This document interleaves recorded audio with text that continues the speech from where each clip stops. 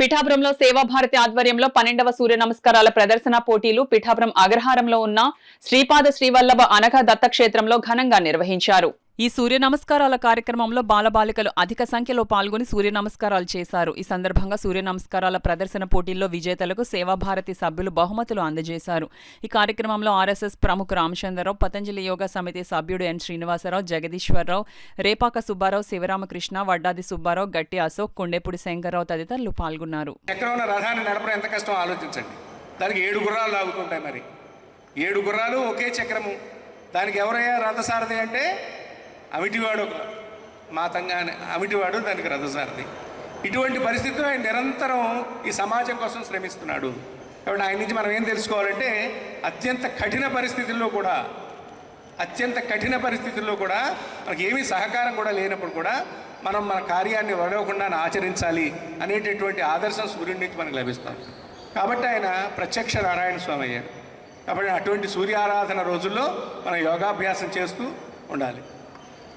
కాబట్టి యోగాభ్యాసాన్ని భారతీయులంతా మన జీవితంలో ఆచరించుకోవాలి, మన జీవితంలో ఒక భాగంగా చేసుకోవాలి. ఈరోజు ప్రపంచం అంతా ఎదురు చూస్తుంది. ఒక రకమైన నైరాశ్యంలో కొట్టుమిట్టాడుతుంది ప్రపంచం.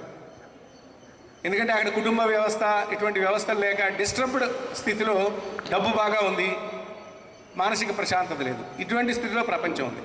ప్రపంచం యోగా వైపు చూస్తుంది. యోగా గురువుల యొక్క అవసరం ఉంది. దాన్ని భారతదేశంలో మనమంతా నింపచ్చు. దాన్ని యోగా నేర్చుకోవచ్చు. మనందరికీ యోగా గురువులకి అవకాశం ఉంటుంది, టీచర్స్. ప్రపంచంలో అనేక అవకాశాలు ఉన్నాయి. కాబట్టి ఉద్యోగ అవకాశాలు కూడా లభిస్తాయి మనం యోగా నేర్చుకుంటే. మనకు ఆరోగ్యమే కాదు, ఉద్యోగ అవకాశాలు కూడా లభిస్తాయి. ప్రపంచంలో అనేక దేశాలు యోగా టీచర్స్ యొక్క డిమాండ్ పెరుగుతుంది. కాబట్టి మనమంతా యోగాభ్యాసం చేర్చుకొని అందులో కోర్సులు చేసి యోగా టీచర్స్ కింద ఎదిగే అవకాశం ఉంది.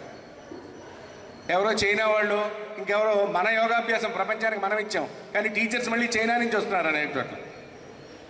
కాబట్టి మన విషయాల మీద మనం అవగాహన పెంచుకుని మనం ఆచరణ చేస్తూ ప్రపంచానికి దిశానిర్దేశం చేయాలి. మళ్ళీ భారతదేశాన్ని ప్రపంచంలో నెంబర్ 1గా చేయాలి, గురువుగా చేయాలి అనే ఉద్దేశంతో ఈ కార్యక్రమం నిర్వహిస్తున్నారు. కాబట్టి మీరంతా పాల్గొండి, మంచి స్థితులు సాధించండి. ఇలా పాల్గొని వెళ్ళిపోవడమే కాదు, నలుగురికి చెప్పండి, మీ జీవితంలో భాగం చేసుకోండి, మంచి ఆరోగ్యవంతులు కండి, జీవితంలో ఎదగండి, గొప్పవాళ్ళు అవ్వండి.